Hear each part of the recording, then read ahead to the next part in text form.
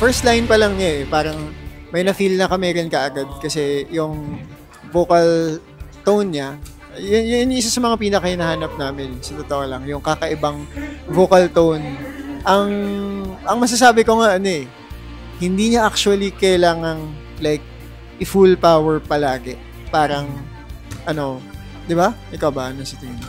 Ako yung parang, yung feeling ko yung hinahanap natin yung naiintindihan yung gustong sabihin ng kanta sa pagkanta niya, like sa pag-express. And I feel like si Cheska, nandun siya So, I mean, umikot kami tsaka si Zach, pero anyone naman sa amin na napili, solid siya. So, tsaka feeling namin, dahil rin napili niya si Coach Zach, mag-guide siya ni Coach Zach sa pag-explore ng iba-ibang placement sa vocals and sa paglalaro ng mga kung kailan siya full voice, head voice. Kaya yun.